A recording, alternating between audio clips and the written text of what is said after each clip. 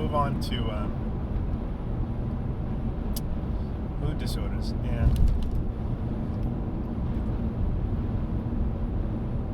I want to sort of tell you how I typically think about mood disorders as a therapist. And that is going to involve telling you how I think about it as a scientist. Remember, I am a therapist, but I'm also a scientist. You call that a scientist practitioner. And I'm proud to be that. I think that's a very good way to look at psychopathology. Mental illness is having both of those lenses at your disposal. So I hope you're developing both of those ways of looking through science and looking through someone who's trying to help someone, a clinician. Those are two complementary views, I think. So I think of depression.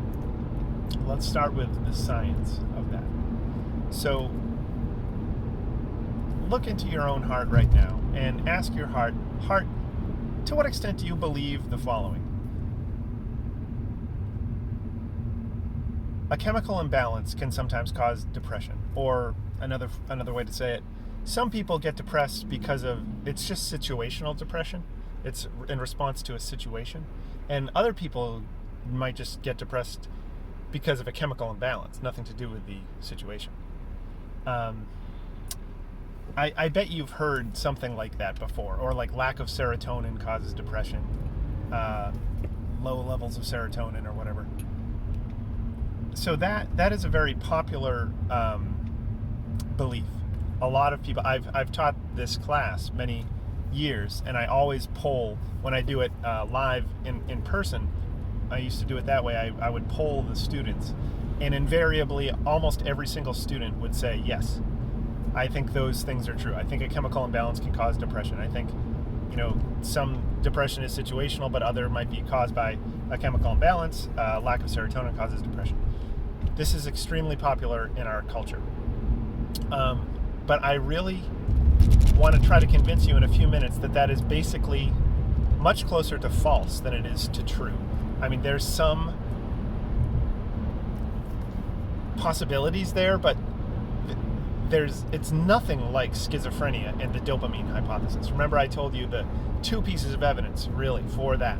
And there's some nuance there because, also glutamate can cause psychosis, so it's not probably just dopamine involved, but, there was the L-DOPA can cause normal people to become psychotic, so too much dopamine causes psychosis, and if you have someone who is psychotic and you block their dopamine with an antipsychotic medication, then that makes the psychosis go away for most people. It doesn't work for everyone. But basically, those two pieces of evidence are pretty compelling that, yes, something with dopamine is definitely going on causally with schizophrenia. But that is not at all what we have with depression and the serotonin dilly. So let me tell you the dilly with serotonin. So, very similar story to the beginning of the schizophrenia tale, which is that, back in the 50s or the 60s, someone gave someone a medication and it made them not depressed anymore, and they were like, by Jove, good for me, I chose the right pill for this person who's depressed. Or I don't know if it was by accident, I don't know the story on that one, but I do know that they didn't know what the heck they were doing. They just gave someone a pill, and lo and behold, it was this I think it was like a pill, like an MAOA inhibitor or something that basically it does something to an enzyme in your stomach that like breaks down serotonin.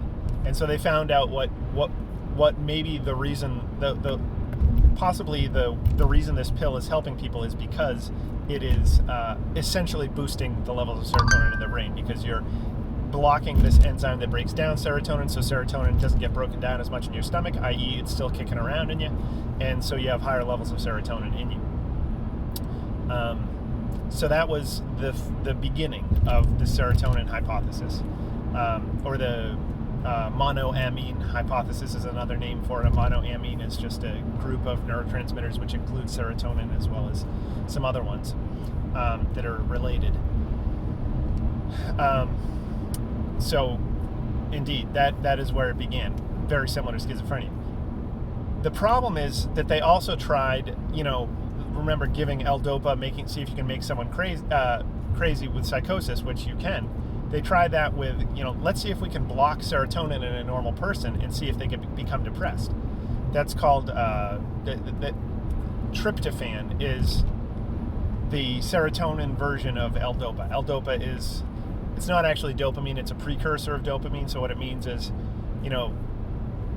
it's not dopamine like your brain uses. It's this molecule that has dopamine in it that once it gets into your brain breaks it down into dopamine, and then it can use the dopamine. So tryptophan is the same thing. So your brain uses tryptophan as a building block to build serotonin, or it breaks down tryptophan to build serotonin.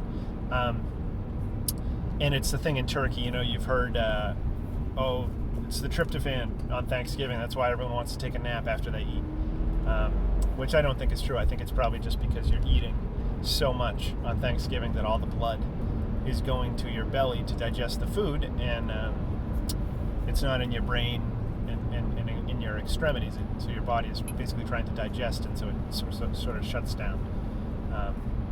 It's not just the tryptophan, I don't think. That's free, that piece of knowledge, which has nothing to do with the class.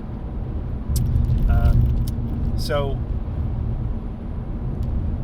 people tried to do what are called tryptophan challenge studies, I think, where they you don't got no tryptophan in your diet for a couple of weeks or a month or something. We're going to get all the tryptophan out of you and see if we can make you depressed by that. So lower your serotonin levels, presumably, by removing all tryptophan. And guess what? It doesn't work at all. It's not like L-Dopa and schizophrenia, where if you give someone too much L-Dopa, they become psychotic. Here, we're removing tryptophan, we're removing serotonin building block, and it doesn't work. It does not make people depressed. So we don't have those two nice pieces of evidence. We're basically still at the aspirin argument for a headache. That, okay, if someone has a headache, I give them aspirin. Does lack of aspirin cause a headache? No one thinks that. So I give someone a thing that boosts serotonin. Does a lack of serotonin cause, and it fixes depression, but does a lack of serotonin cause depression? It's not clear. It's the same argument that lack of aspirin is causing headaches, which no one thinks.